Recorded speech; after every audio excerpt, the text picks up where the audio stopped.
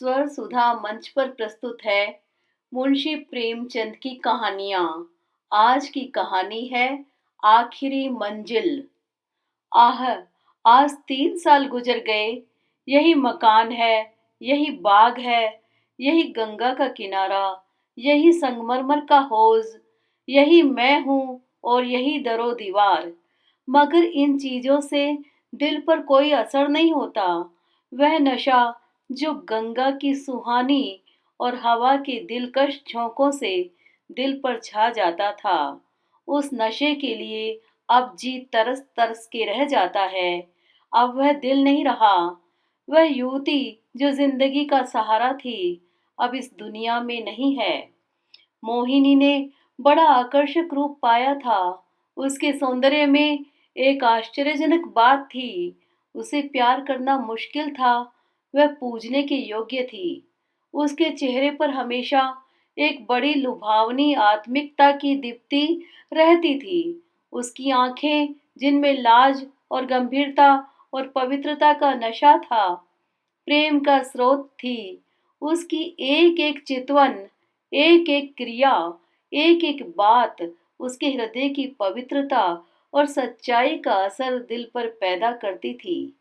जब वह अपनी शर्मीली आंखों से मेरी ओर ताकती, तो उसका आकर्षण और उसकी गर्मी मेरे दिल में एक ज्वार भाटा सा पैदा कर देती थी। उसकी आंखों से आत्मिक भावों की किरणें निकलती थी, मगर उसके होठों प्रेम की वाणी से अपरिचित थे। उसने कभी इशारे से भी उस अथाह प्रेम को व्यक्त नहीं किया, जिसकी लहरों में वह खुद तिनके की तरह बही जाती थी। उसके प्रेम की कोई सीमा न थी।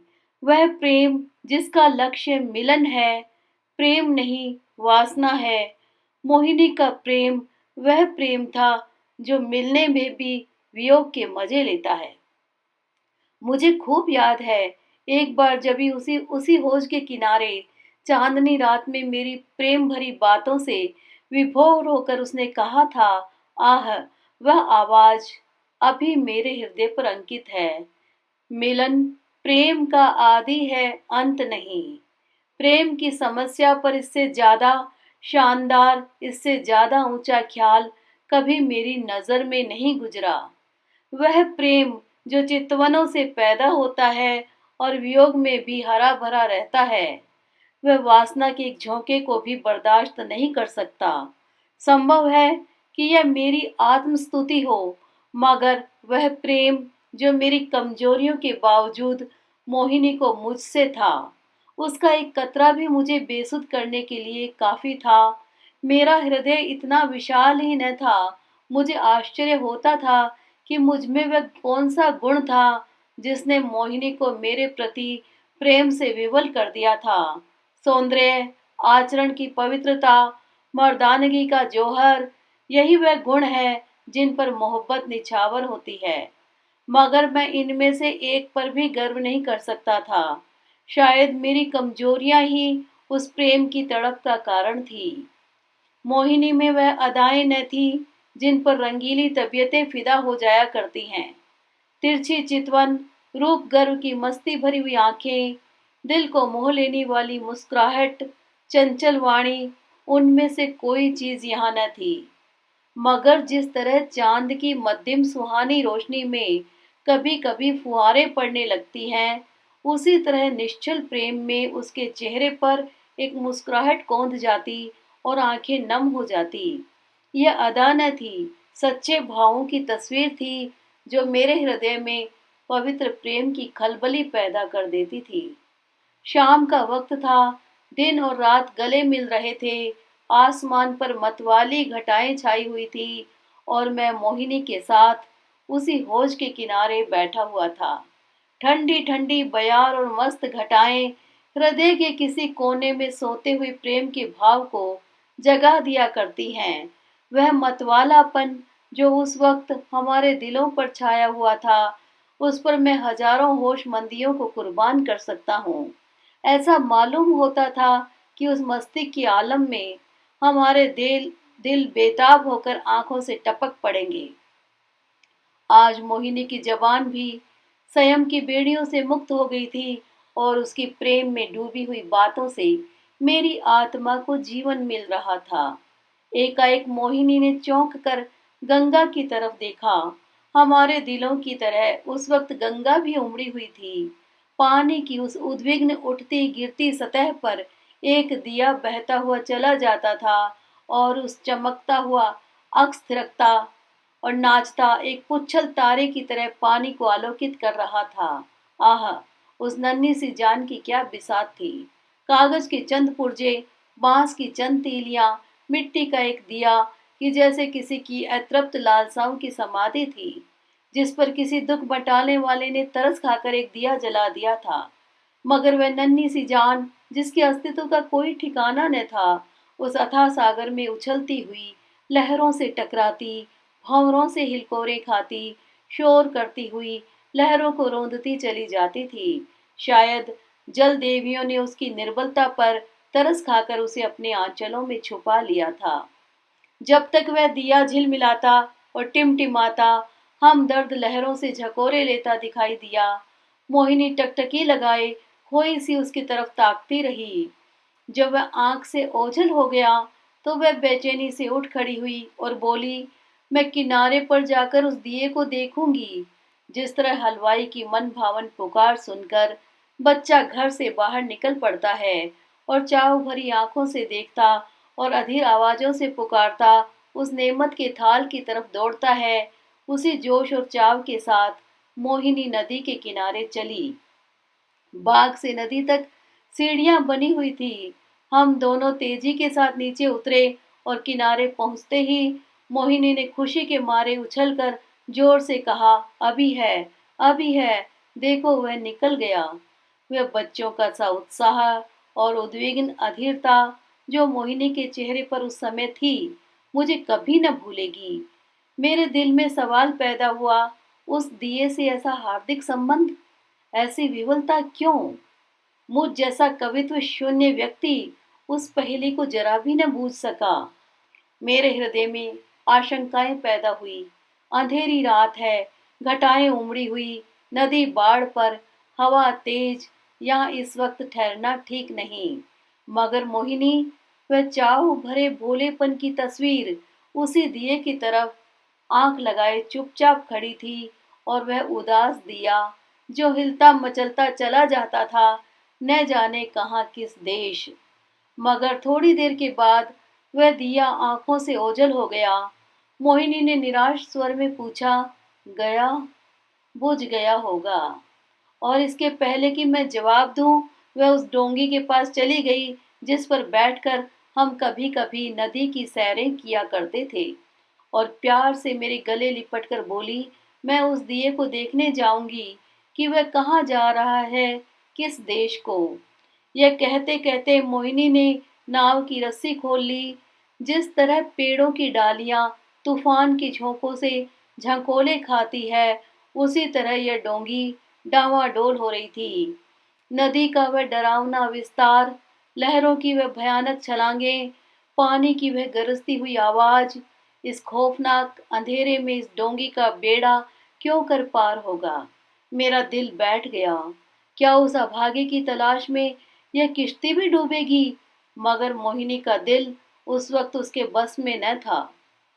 उसी दिए की तरह उसका हृदय भी भावनाओं की विराट लहरों भरी गरजती हुई नदी में बहा जा रहा था। मतवाली घटाएं झुकती चली आती थी कि जैसे नदी के गले मिलेंगी, और वह काली नदी यों उठती थी कि जैसे बादलों को छू लेगी। डर के मारे आंखें मूंदी जाती थी। हम तेजी के साथ उछलते, कगारों के गिरने की आवाजें सुनते, काले काले पेड़ों का झूमना देखते चले जाते थे। आबादी पीछे छूट गई, देवताओं की बस्ती से भी आगे निकल गए। एकाएक मोहिनी चौंक कर उठ खड़ी हुई और बोली, अभी है, अभी है, देखो वह जा रहा है। मैंने आंख उठाकर देखा, वह दिया ज्यों का त्यों हिलता मचलता चला जाता था। उस दिए को देखते हम बहुत दूर निकल गए। मोहिनी ने यह राग अलापना शुरू किया, मैं साजन से मिलन चली। कैसा तड़पा देने वाला गीत था और कैसी दर्द भरी रसीली आवाज प्रेम और आंसुओं में डूबी हुई। मोहक गीत में कल्पनाओं को जगाने की बड़ी शक्ति होती है। वह मनुष्य को भौतिक संसार से उठाकर कल्पना लोक में पहुंचा देता है। मेरे मन की आंखों में उस वक्त नदी की पुरजोर लहरें, नदी किनारे की झूमती हुई डालियां, सनसनाती हुई हवा, सबने जैसे रूप धर लिया था और सबकी सब तेजी से कदम उठाए चली जाती थी अपने साजन से मिलने के लिए। उत्कंठा और प्रेम से झूमती हुई ये युवती की धुंधली सपने जैसी तस्वीर हवा में, लहरों में और पेड़ों के झुरमुट में चली आती दिखाई देती और कहती थी, साजन से मिलने के लिए। इस गीत ने सारे दृश्य पर उत्कंठा का जादू फूंक दिया। मैं साजन से मिलन चली, साजत बसत बसत कौन सी नगरी में, बौरी ना जानो ना मोहे आस मिलन की, उससे ऐसी प्रीत भली, मैं साजन से मिलन चली। मोहिनी खामोश हुई तो चारों तरफ सन्नाटा छाया हुआ था और उस सन्नाटे में एक बहुत मध्यम रसीला स्वप्निल स्वर क्षितिज के उस पार से या नदी के नीचे से या हवा के झोंकों के साथ आता हुआ मन के कानों को सुनाई देता था। मैं साजन से मिलन चली। मैं इस गीत से इतना प्रभावित हुआ कि जरा देर के लिए मुझे ख्याल न रहा कि मैं कहाँ हूँ और कहाँ जा रहा हूँ। दिल और दिमाग में वही राग गूंज रहा था। अचानक मोहिनी ने कहा, उस दिए को देखो। मैंने दिए की तरफ देखा। उसकी रोशनी मंद हो गई थी और आयु की पूंजी खत्म हो चली थी। आखिर वह एक बार जरा भभका और बुझ गया। जिस तरह पानी की बूंद नदी में गिरकर गायब हो जाती है, उसी तरह अंधेरे के फैलाव में उस दिए की हस्ती गायब हो गई। मोहिनी ने धीमे से कहा, अब नहीं दिखाई देता, बुझ गया। यह कहकर उसने एक ठंडी सांस ली। दर्द उमड़ आया, आंसुओं से गला फंस गया। जबान से सिर्फ इतना निकला, क्या यही उसकी आखिरी मंजिल थी? और आंखों से आंसू गिरने लगे। मेरी आंखों के सामने से पर्दा सा हट गया। मोहिनी की बेचैनी और उत्कंठा, अधीरता और उदासी का रहस्य समझ में आ गया और बरबस मेरी आंखों से भी आंसू की चंद बूंदें टपक पड़ी। क्या उस शोर भरे खतरनाक तूफानी सफर की यही आखिरी मंजिल थी? दूसरे दिन मोहिनी उठी तो उसका चेहरा पीला था। उसे रात भर नींद नहीं आई थी। वह कवि स्वभाव की स्त्री थी।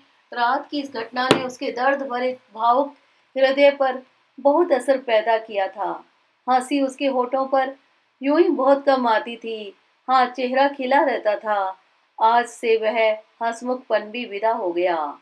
हरदम चेहरे पर एक उदासी सी छाई रहती और बातें ऐसी जिनसे हृदय छलनी होता था और रोना आता था।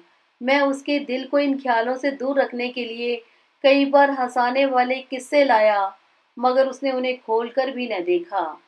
हाँ, जब मैं घर पर न होता तो वह कवि की रचनाएं देखा करती, मगर इसलिए नहीं कि उनके पढ़ने से कोई आनंद मिलता था, बल्कि इसलिए कि उसे रोने के लिए ख्याल मिल जाता था। और वह कविताएं जो उस जमाने में उसने लिखी, दिल को पिघला देने वाले दर्द भरे गीत हैं। कौन ऐसा व्यक्ति है जो उन्हें पढ़कर अपने आंसू रोक लेगा? वह कभी कभी अपनी कविताएं मुझे सुनाती और जब मैं दर्द में डूबकर उनकी प्रशंसा करता तो मुझे उसकी आंखों में आत्मा के उल्लास का नशा दिखाई पड़ता। हंसी, दिललगी और रंगीनी मुमकिन है कुछ लोगों के दिलों पर असर पैदा कर सके, मगर वह कौन सा दिल है जो दर्द के भावों से पिघल न जाएगा। एक रोज हम दोनों इसी बाग की सैर कर रहे थे। शाम का वक्त था और चैत का महीना। मोहिनी की तबीयत आज खुश थी। बहुत दिनों के बाद आज उसके होठों पर मुस्कुराहट की झलक दिखाई दी थी। जब शाम हो गई और पूर्णमासी का चांद गंगा की गोद से निकलकर ऊपर उठा तो हम इसी हौज के किनारे बैठ गए। यह मौलसिरियों की कतार और यह हौज मोहिनी की यादगार है। चांदनी में बिसात आई और चौपड़ होने लगी। आज तबीयत की ताजगी ने उसके रूप को चमका दिया था और उसकी मोहक चपलताएं मुझे मतवाला किए देती थी। मैं कई बाजियां खेला और हर बार हारा। हारने में जो मजा था वह जीतने में कहाँ। हल्की सी मस्ती में जो मजा है वह छकने और मतवाला होने में नहीं। चांदनी खूब छिटकी हुई थी। एकाएक मोहिनी ने गंगा की तरफ देखा और मुझसे बोली, वह उस पार कैसी रोशनी नजर आ रही है। मैंने भी निगाह दौड़ाई। चिता की आग जल रही थी, लेकिन मैंने टाल कर कहा, सांझी खाना पका रहे हैं। मोहिनी को विश्वास नहीं हुआ। उसके चेहरे पर एक उदास मुस्कुराहट दिखाई दी और आंखें नम हो गई। ऐसे दुख देने वाले दृश्य उसके भावुक और दर्दमंद दिल पर वही असर करते थे जो लू की लपट फूलों के साथ करती है। थोड़ी देर तक वह मौन निश्चला बैठी रही, फिर शोक भरे स्वर में बोली, अपनी आखिरी मंजिल पर पहुंच गया।